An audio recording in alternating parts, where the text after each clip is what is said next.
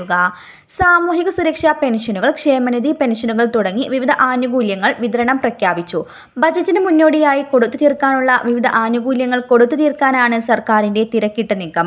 കേന്ദ്രത്തിന്റെ ഭാഗത്തു നിന്നും വായ്പാ അനുമതി ലഭിച്ച സാഹചര്യത്തിലാണ് വിവിധ ആനുകൂല്യങ്ങൾ കൊടുത്തു തീർക്കാൻ സർക്കാർ തീരുമാനിച്ചിരിക്കുന്നത്.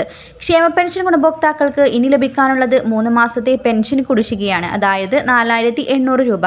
എന്നാൽ നിർമ്മാണ തൊഴിലാളികൾക്ക് ഇനി 16 മാസത്തെ പെൻഷൻ നൽകാനാണ്.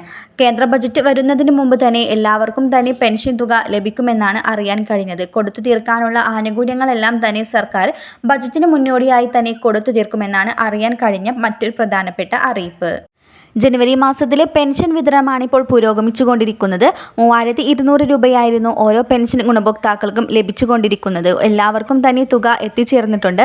ഇതിൻ്റെ വളരെ ചുരുക്കം ആളുകൾക്ക് മാത്രമാണ് പെൻഷൻ തുക എത്തിച്ചേരാനുള്ളത്. അവർക്ക് വരും ദിവസങ്ങളിലായി തന്നെ എത്തിച്ചേരും. ഫെബ്രുവരി 3-ാം തീയതിക്കുള്ളിൽ, അതായത് 2 ദിവസത്തിനുള്ളിൽ തന്നെ എല്ലാവരുടെയും പെൻഷൻ തുക അക്കൗണ്ടുകളിലേക്കും കൈകളിലേക്കും എത്തിച്ചേരുമെന്നാണ് അറിയാൻ കഴിഞ്ഞത്. ഫെബ്രുവരി 3-നുള്ളിൽ സഹകരണ സംഘം ഉദ്യോഗസ്ഥരുടെ പെൻഷൻ വിതരണവും പൂർത്തിയാക്കാനാണ് സാധ്യത.